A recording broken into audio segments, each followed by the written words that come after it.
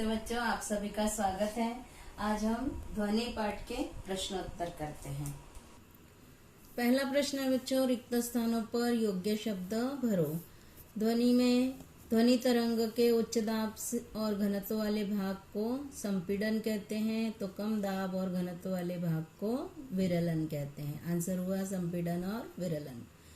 दूसरा है, ध्वनि के निर्माण के लिए माध्यम की आवश्यकता होती है शब्द आएगा। आंसर नीले रंग से मैंने आपको आंसर भर के दिए हैं।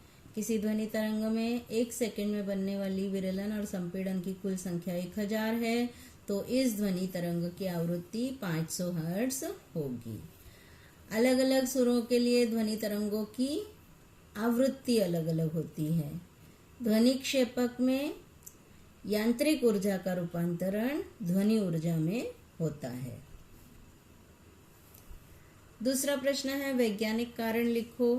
मुंह से अलग अलग स्वर निकालते समय स्वर तंतुओं पर का दबाव बदलना आवश्यक होता है। तो यहाँ पर जो है विभिन्न स्वरों की आवृत्ति भिन्न होती है। ये आवृत्ति स्वर तंतुओं के तनाव पर निर्भर होती है, इसलिए मुंह से अलग अलग स्वर निकालते समय स्वर तंतुओं का तनाव बदलना आवश्यक होता है। दूसरा है, चंद्रमा पर अंतरिक्ष यात्रियों का संवाद एक दूसरे को प्रत्यक्ष रूप से सुनाई नहीं देता है। ये पाठ पढ़ाते समय मैंने आपको बताया था कि चंद्रमा पर हवा नहीं होती है, कोई माध्यम न होने के कारण जो है ध्वनि का संचरण नहीं होता है। इसको आप देखकर आप लिख लेंगे। वीडियो पॉज कर करके बच्चों आप आंसर अपनी कॉपी में व्यवस्थित लिख लेंगे। अगला प्रश्न है, ध्वनि तरंगों का हवा में से एक स्थान से दूसरे स्थान पर संचरण होने के लिए उस हवा का एक स्थान से दूसरे स्थान पर परिवहन होना आवश्यक नहीं होता है। इसको आप देखकर लिख लेंगे। गिटार जैसे तंतुवाद्य से और बांसुरी जैसे फूंक वाद्य से अलग अलग स्वरों की निर्मिति कैसे होती है।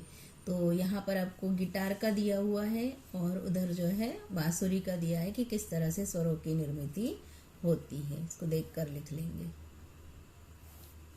फिर है, मानवीय स्वर यंत्र से और ध्वनि क्षेपक से ध्वनि का निर्माण कैसे होता है। ये हमने पाठ पढ़ते समय समझा था। मानवीय स्वर यंत्र से ध्वनि की निर्मिति कैसे होती है। ध्वनि का जो है निर्माण स्वर यंत्र में ही होता है।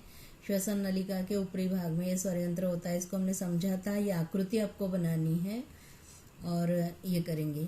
इसी के साथ दूसरा है, ध्वनि क्षेपक से ध्वनि की निर्मिति कैसे होती है, ये भी हमने समझा था आकृति के द्वारा। ये दोनों एक साथ आप लिख लेंगे। आंसर पूरा इतना बड़ा है इसका। अगला 5वां प्रश्न है, ध्वनि संचरण के लिए माध्यम की आवश्यकता होती है। यह प्रयोग आकृति सहित स्पष्ट करना है। ये किताब का ही पूरा आंसर दिया है मैंने आपको। ये हमने पूरा आकृति द्वारा समझा था। इसको देखकर लिख लेंगे।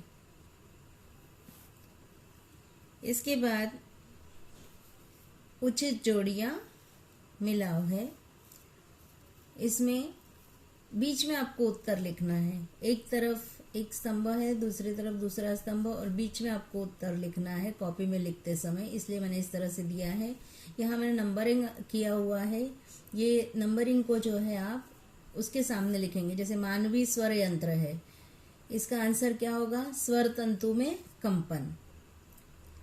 दूसरा ध्वनि क्षेपक, इसका आंसर क्या होगा, पर्दे में कंपन। इसके सामने आप लिख लेंगे। ध्वनि क्षेपक के सामने जो है यहाँ पर आप लिखेंगे पर्दे में कंपन। फिर जल तरंग, हवा के स्तंभों में कंपन। स्वरित्र द्विभुज, धातु की भुजाओं में कंपन। और तानपुरा, तारों में कंपन। इस तरह से आप बीच में उत्तर लिख के आंसर लिख लेंगे। इस तरह से बच्चों आप आंसर पूरे देखकर लिखेंगे, उसको समझेंगे और याद करेंगे। आज इतना ही। धन्यवाद।